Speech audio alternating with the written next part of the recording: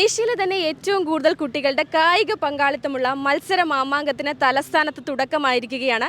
ഏതായാലും ഈ കായികമേള ഒരു ചരിത്രം തന്നെയായിരിക്കും. മാത്രമല്ല നിരവധി പ്രത്യേകതകൾ ഉള്ളതാണ് ഇത്തവണത്തെ കായികമേള. അവ എന്തൊക്കെയാണെന്ന് നമുക്കൊന്ന് കണ്ടുവരാം.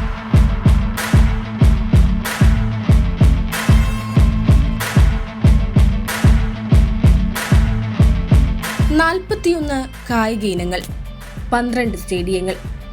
വേഗതയുടെയും കരുത്തിന്റെയും പുതിയ ചരിത്രം എഴുതാൻ തയ്യാറെടുക്കുകയാണ് കുട്ടിത്താരങ്ങൾ. ഏകദേശം 20,000-ഓളം കായിക താരങ്ങളും ഒഫീഷ്യലുകളും അധ്യാപകരും മേളയുടെ ഭാഗമാകുന്നു.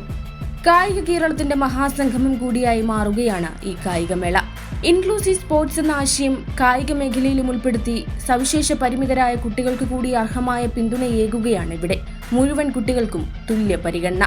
ഇൻക്ലൂസീവ് സ്പോർട്സിൽ പെൺകുട്ടികൾക്കായി ബോച്ചെ, ആൺകുട്ടികൾക്കായി ക്രിക്കറ്റ് എന്നിവ ആദ്യമായി ഉൾപ്പെടുത്തുകയും ചെയ്തു.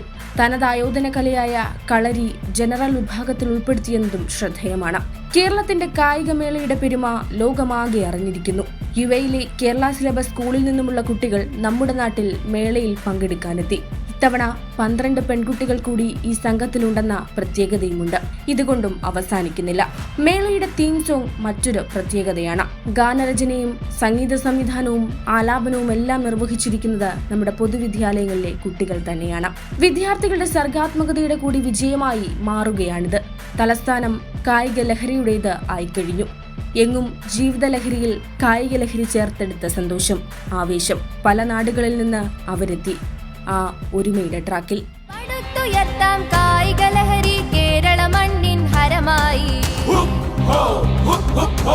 വൈവിധ്യങ്ങൾ കൂട്ടിയിണക്കിയ മനസ്സുകൾ നീളെ അടിപതറാതെ മുന്നോട്ട്. ഇൻക്ലൂസീവ് സ്പോർട്സ് എന്ന ഈ കാഴ്ചപ്പാട് കായികമേളയുടെ ചരിത്രത്തിൽ പുതിയ അധ്യായമാകുകയാണ്.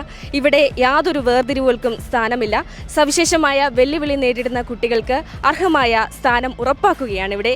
ക്യാമറമാൻ പ്രകാശിനൊപ്പം സോന കണ്ടത്തിൽ ഫിലിപ്പ്, കൈരളി ന്യൂസ്.